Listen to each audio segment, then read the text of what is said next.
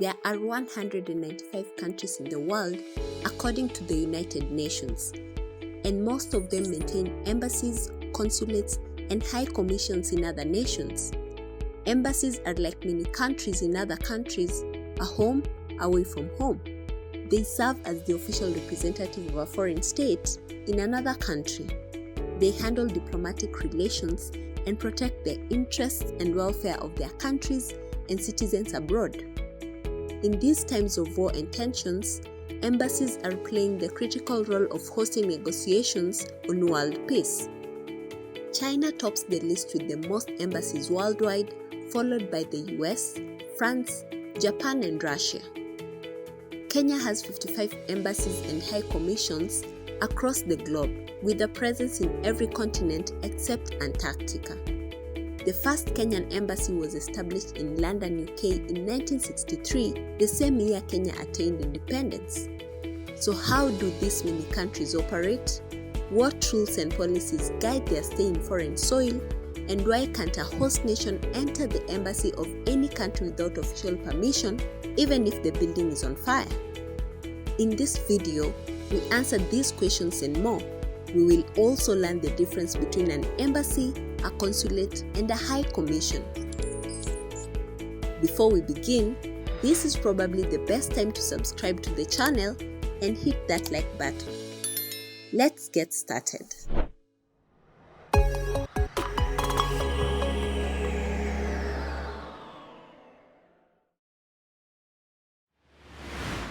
An embassy is the main location of a country's diplomatic presence in another country and acts as its head office. Typically, an embassy is located in the capital city of the host country, and there can only be one embassy of a country in another country. Consulates are smaller offices linked to the embassy and can be in separate major cities of the host country. For instance, considering the size of the United States, Kenya has its embassy in Washington, D.C., and 2 consulates in New York and Los Angeles. Embassies handle major diplomatic affairs such as negotiations and political matters, while consulates focus on minor issues such as issuing visas and passports and also aiding travelers. Many of these functions can also be handled at the embassy. The term High Commission is used for embassies in countries that are members of the Commonwealth of Nations. For example, Kenya has a High Commission in London, which essentially functions as the Embassy of Kenya to the United Kingdom. Some of Kenya's embassies are accredited to other countries that lack a Kenyan nation on their territory. For example, Kenyan Embassy in Brazil also serves Argentina, Bolivia, Colombia, and others. Nairobi, the capital of Kenya, hosts 93 embassies and high commissions representing countries such as Sweden, Germany, USA, Spain, among others.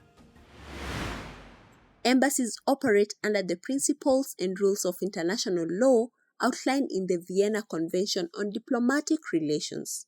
This international treaty or agreement defines the framework for diplomatic relations. It was initially signed by 61 countries in 1961, but has since been almost universally ratified by 193 countries under the United Nations, including Kenya. Some of the most popular regulations in the treaty that guide the operations of an embassy in a foreign country are as follows. The first one is diplomatic immunity. What this means is that the diplomatic staff like the ambassador and officers in an embassy are not subject to the laws of the host country in any criminal or administrative matters.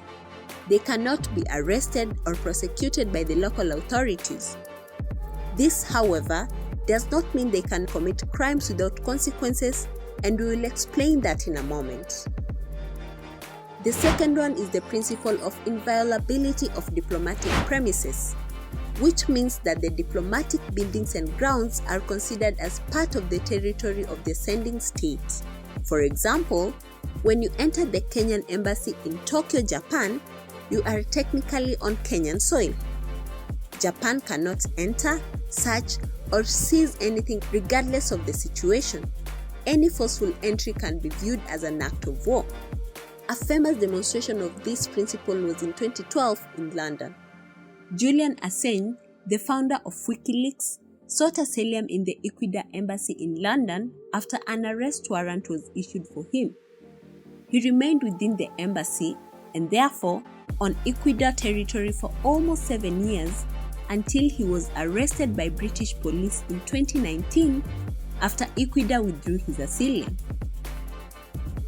Furthermore, the host nation also has the duty of protecting the embassies in its territory. For example, during the Israel-Hamas war, there were pro-Palestinian protests in London around the Israel embassy. The London police had to protect the premises from intrusion, damage, or disturbance. Another principle touches on inviolability of diplomatic correspondence and bags. Diplomatic vehicles and bags have a special status under international law. This safeguards the communication and documents of an embassy as confidential and cannot be intercepted, opened, seized, or examined by the host country. The fourth one is the principle of persona non grata, which means that the host country has the authority to declare any member of an embassy as unwelcome. As we mentioned earlier, diplomats are immune to local laws, but that does not mean they can commit crimes with impunity in the host nation. If they do, they can be declared persona non grata and they must leave the host country or face expulsion. When members of an embassy break the rules of the host nation, they may face different consequences depending on the nature of the violation. There are generally 3 possible outcomes. The first one is waiver of immunity. The sending state may decide to waive the diplomatic immunity of the offender, subjecting them to arrest, prosecution, and punishment by the host state. In 2013, India revoked the diplomatic immunity of an Indian diplomat in New York, leading to her arrest and charges of visa fraud. The second one is a recall. The sending state may recall the offender from their host, requiring their return to the home country where they may face prosecution. The third option is persona non grata. The host country may declare the offender as unwelcome, leading to their expulsion. In 2008, Kenya declared a former British envoy, Sir Edward Clay, persona non grata after he accused the Kenyan government of corruption and electoral fraud. While these outcomes are relatively rare, host nation can usually summon an ambassador of the sending nation. This is done by the foreign ministry or the head of state or government of the host country. The purpose of a summon is to convey a message, express concerns, lodge a protest, seek explanations, or demand actions from the sending state. During wars, embassies play a particularly active role, although their functions can vary depending on the situation and the relationship between the countries involved. They may facilitate the delivery of humanitarian relief, act as intermediaries or advocates for warring nations, and ensure the safety and security of their staff and citizens, including evacuating them if necessary. During the Iraq War, the US Embassy in Baghdad was so busy that its workforce peaked at a staggering 16,000 employees. In certain cases, embassies may have to temporarily close or relocate due to security threats. The significance of embassies in handling global matters becomes evident in incidents like the tragic attack in 1998 when Al-Qaeda operatives carried out simultaneous attacks on the US embassies in Kenya and Tanzania, resulting in the loss of 224 lives.